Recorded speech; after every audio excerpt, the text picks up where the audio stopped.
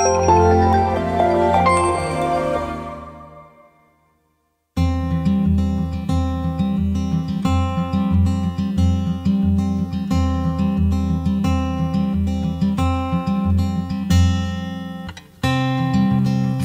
could never be long enough for me to feel like I've had long enough with you.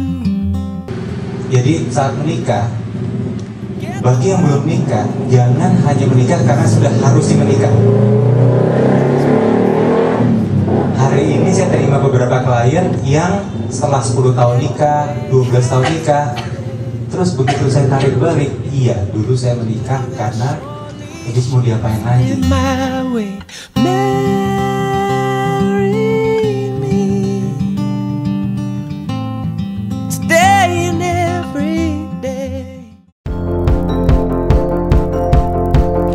Iya, yang pertama pasti latar belakangnya karena dikejar-kejar orang, dikejar-kejar sama temen, dikejar-kejar klien, dikejar-kejar kalau di Twitter follower, Pak kapan bukunya keluar? Tapi lebih kepada alasan utamanya karena kita pernah ada di fase menikah nggak bahagia, ya, dan kita ingin sekali bisa berbagi ke banyak orang. Kita nggak ingin perjuangan kita sia-sia. Kita pingin orang lain juga bisa mendapatkan ilmu yang cukup sebelum menikah. Karena faktanya banyak yang saat menikah modal nekat, bonek kalau kata anak sekarang. Dan alasan berikutnya, kalaupun setelah menikah mereka mengalami masalah, mudah-mudahan buku ini bisa membantu mereka menemani mereka keluar dari masalah tersebut. Gimana nih, ada yang pertama? Iya, ditambah lagi saya dapat curhat dari teman-teman yang sudah menikah. Terus mereka seperti bingung karena dalam bayangan mereka menikah itu untuk mendapatkan kebahagiaan, dapat pasangan hidup idaman. Tapi kenapa setelah menikah kok menderita ya? Itu sering sekali kita dapat curhat seperti itu. Jadi memperkuat kita untuk bikin buku yang betul-betul mereka menikah dan bahagia. Kalau mau ditarik satu kata, komunikasi, ya, karena namanya pernikahan itu kan menyatukan dua orang yang berbeda. Berbedanya mulai dari pola pikir, berbeda mulai dari latar belakang keluarga, berbeda dari emosinya, perjalanan hidupnya, semuanya berbeda. Nah, kebayang nggak dua orang yang tadinya saling nggak kenal, banyak perbedaan, terus akhirnya menikah?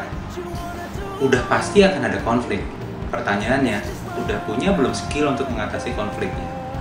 Udah punya belum skill komunikasi yang cukup untuk mengatasi perbedaan tersebut? Banyak orang bilang, ya udah, diterima aja perbedaannya. Nanti dulu, gitu loh. Seberapa jauh level perbedaan yang bisa kita terima? Kalau ternyata pasangan kita suka narkoba, pasangan kita suka nyolong, pasangan kita suka ini, kita mau terima gitu aja? Enggak pastinya. Jadi hati-hati dalam mendengar nasihat, terimalah perbedaan. Bisa kejeblos nanti soalnya.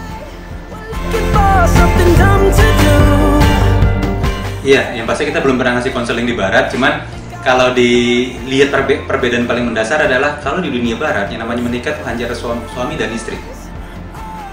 Kalau di Indonesia, di dunia timur, kita menikahi keluarga besar. Nah, di sini banyak yang nggak siap. Begitu nikah kok banyak ya perintilan di ujungnya gitu loh. Urusan sama mertua, urusan sama ipar, macam-macam urusannya di situ.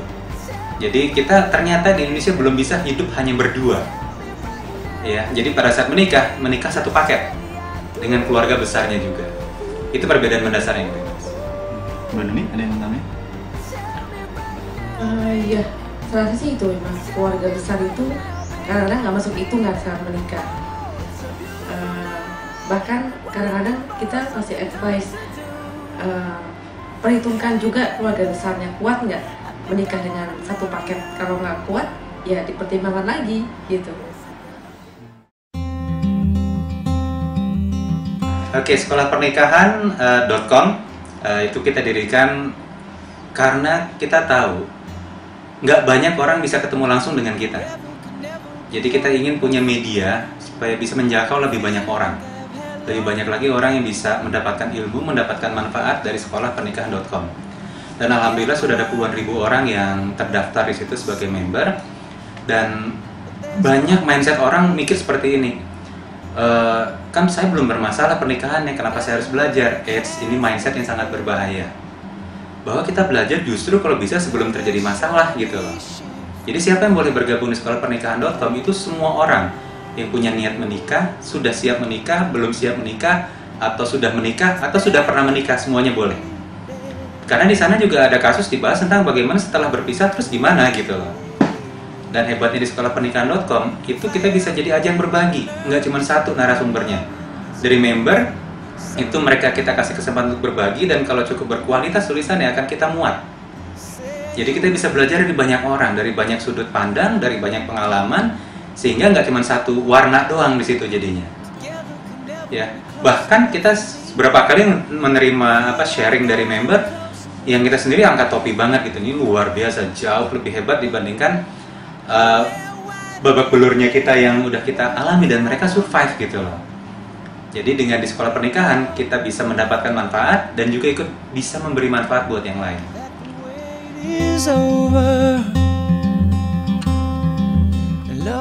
Ya, pesannya adalah niat baik aja nggak cukup. Ya, katanya oke, saya ingin berniat nikah untuk menyempurnakan agama gitu kan.